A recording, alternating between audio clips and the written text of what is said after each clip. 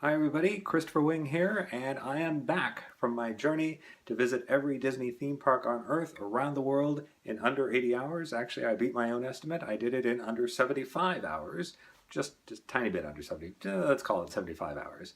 And I collected some interesting things along the way. Now, there are a lot more stories I have to tell about the trip and a lot of questions that I can answer about the trip.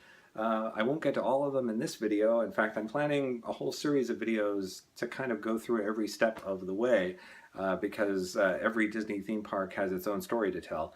But I do have some things I collected along the way that I'll talk about in this video, and also some hints at stories for upcoming videos. Now, I already dropped a little bit of a hint online.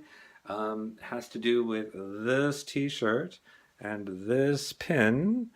And also the explanation for why I don't really have any Instagram photos from Walt Disney World, except for the beginning of the trip, which is at Epcot, and the end of the trip, which is at the Magic Kingdom. What happened in the middle? I guess you're going to have to wait to find out. But suffice to say, I did go to all 4 Disney theme parks in Florida, started at Epcot, rode Spaceship Earth, went to Disney's Hollywood Studios, rode the Great Movie Ride, did a quick swing by Tower of Terror, rode the Expedition Everest at Animal Kingdom, and finished up at Walt Disney World's Magic Kingdom, riding, well, as it turned out, Dumbo. So Dumbo wasn't my first choice in the Magic Kingdom. My plan was originally to ride a different attraction that was only available at each individual theme park that you could ride nowhere else in the world. So it started out pretty well, but even in my first video you saw that I intended to ride the Matterhorn, which I did actually get to ride earlier in the day, but when I went to ride it for the sake of on the clock, as it were, it was already down for repairs, so I ended up having to ride Mr. Toad to Tokyo Disneyland. I had originally intended to ride Monsters, Inc. Ride and Go Seek, and that ride had a 45-minute wait, and I had 30 minutes to get literally out of the park and to the train station, so there's no way I could have afforded 45 minutes in line, so I ended up riding the Western River Railroad, which is the train around the park, except it doesn't actually go around the park in Tokyo, and I'll talk a little bit more about that later. So I had to kind of fudge the definition of unique attraction. I mean, I guess you could say Dumbo in the Magic Kingdom in Florida is unique because it's sort of the dueling side-by-side Dumbos, and that kind of only exists in Florida, maybe? I don't know. But in any event, I thought I'd show you some things that I collected along the way. So the most important piece of paper that I had with me the entire trip was this guide, which was in my back pocket the entire way. Now, just to compare, this is what it looked like brand new out of the printer. Beautiful, nice. And then after 80 hours of sitting in my back pocket on flights, it kind of looked like this. And you can see even some of the blue from my jeans got into the paper and so forth. But this turned out to be pretty much the most invaluable tool that I had, because it really kind of kept me on schedule, on target, where I was supposed to be at any given time, and without this I would have been completely lost. But nonetheless, I did stick almost exactly to the original schedule, which I'll put online as well, so you can take a look at it. There were a couple places where I had to deviate a little bit, just because there were a couple of flights that didn't look like they were going to get there on time, or didn't depart on time, and some other interesting kind of interstitial journeys along the way, but I'll talk about that more in the future. But just thought I'd show you that this is what 80 hours in your back pocket looks like. So one of the things that I did collect on this trip were boarding passes. I have a ton of boarding passes now, both for planes and trains and all sorts of things. And one question that people asked me was basically, how much did the total trip cost by the end of the day? And how did I pay for it? Did I use points or miles or anything? Also just a little bit more information about all the different airlines I was on. Does this make me now all of a sudden like super platinum status or something with United? I'm not super platinum status. Part of the problem with this trip is that as much as I would have loved to fly all one airline and collect all of those miles, I had to actually fly a bunch of different airlines in order to fit within the time constraint that I had. So that meant, unfortunately, that all my points and miles and everything kind of got scattered out to different airlines and alliances and things. So unfortunately, this trip isn't going to make me like automatic super platinum or anything with any airline. I think you have to go around the world more than once for that anyway. But we'll talk about the actual costs of the whole trip, all in, not only just the plane tickets, but the park admission and everything else later. Speaking of park admission, I did pick up some new forms of park admission on this trip. So another question people had for me was, did I already have annual passes to all the parks before I started? And the answer is no. I only had one. This one, which is the Premier Pass for California and Florida. And that's the only annual pass that I had when I started the trip. Now, in the past, I have had annual passes to the other parks, but I didn't have active ones at the time I left. So, for example, when I lived in London, I had an annual passport for Disneyland Paris, but that was probably about, what, 10 years ago, I think, and I haven't been back since. As a result, obviously, I didn't have an active one. So I went back on this last trip, and I did get an annual pass for Paris while I was there in the park. And there's some funny stories that go along with that, too.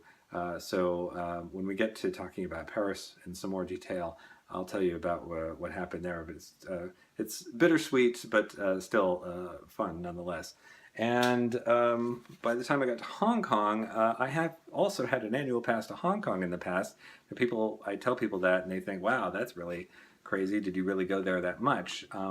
But the deal with Hong Kong is that the annual passport price, basically, if you get a restricted annual pass, the kind of the break-even point on how much does an annual pass cost versus how much does a single day ticket cost is basically about 2 non-consecutive days of park admission.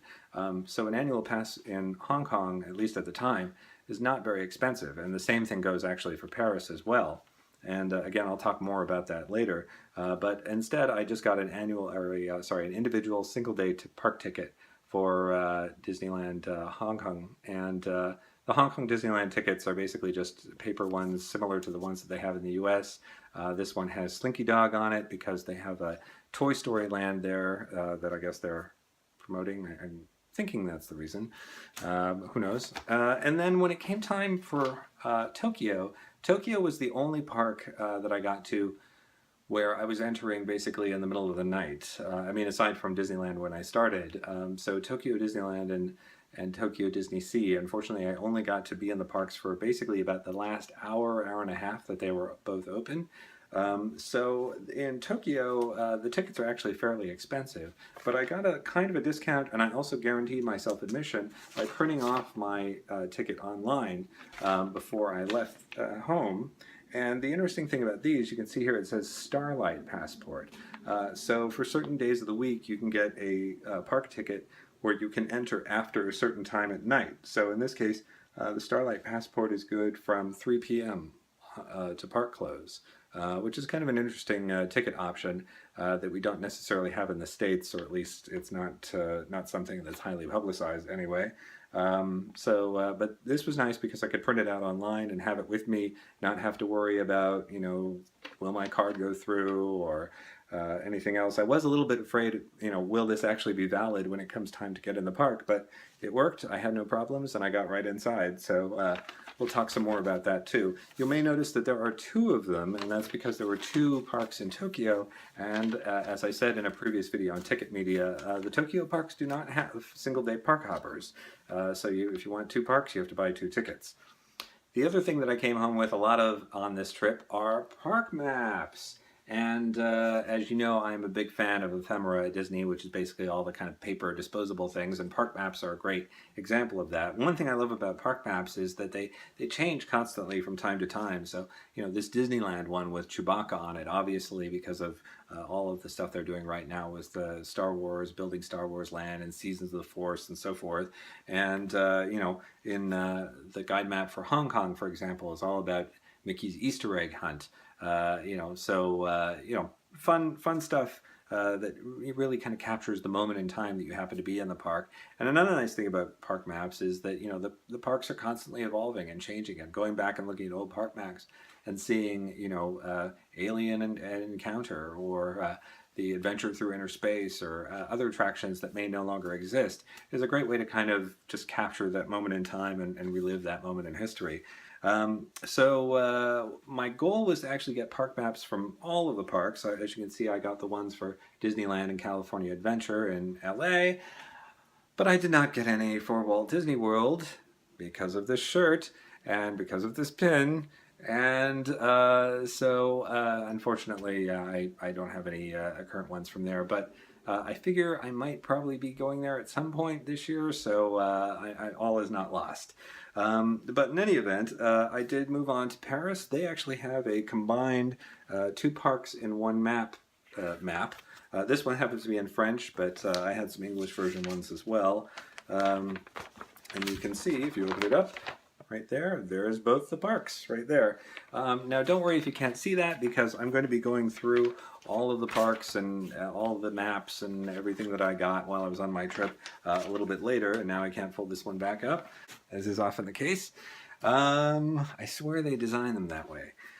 In any event, moving along to Hong Kong. Hong Kong has a little bit simpler map. I mentioned they had the Easter egg hunt, so every park actually had some kind of Easter egg hunt type thing going on, where they have these sort of giant, huge-sized eggs kind of hidden around the park, shaped like Minnie and Mickey and stuff, and you had to go find them. Different ones did it differently, so you can see here they've got their Easter eggs, shaped like the Disney characters. Kind of front and center, along with a big ad to upgrade to Magic Access, which is their version of the annual pass. And then more information about all the Easter eggs down below, and you had to go out and find them. But I got to tell you, in Hong Kong, they were pretty easy to find. In Disneyland, they actually hid them up on roofs and behind railings and things. But in Hong Kong, it was pretty much like right there, right on Main Street, right in the center of the hub or whatever. It wasn't that difficult, actually. But in any event, they only have one park, so it's a little bit easier to fit everything on one map. And over in Tokyo, they have separate maps for Tokyo Disney Sea and Tokyo Disneyland. But I kind of goofed up a little bit. They both say guide map in English, and I thought, okay, that means they're both guide maps in English. But you'll notice this one actually says English on the top, and this one, I'm guessing, says Japanese in Japanese. I'm not really sure. But in any event, this one is in Japanese, this one's in English. I've got to say that these are some of my favorite maps, not only just because they're really interesting parks, and they've got lots of really interesting stuff in them. And again, we'll go into all the individual maps later. But some of these, the maps for Tokyo also have some really interesting features that you won't see on any of the other maps as well. If I show you this one, which is the Tokyo Disneyland map right here. First of all, the geography is really fascinating, and again, I'll do a whole episode just on Tokyo Disneyland. But one of the most interesting things you'll see on the Tokyo Disneyland map is this section, and again, I hope you can see it. It's all about the popcorn flavor locations, because in Tokyo it is all about the crazy flavors of popcorn. I posted a picture on Instagram of the soy sauce and butter location, but that's pretty mild compared to some of the other crazy flavors they have, so we'll talk more about that in the future. So that's all I really have time to say right now. But there's a lot more coming soon, so please keep following along. Obviously, you can find me here on YouTube at MouseAroundTheWorld, also on Instagram at MouseAroundTheWorld. I am on Twitter at MouseATW, and of course my main blog, which is MouseAroundTheWorld.com, which has links to all my other content as well, plus a few articles that I only post on there too. So be sure to check that out, and I'll talk to you again soon.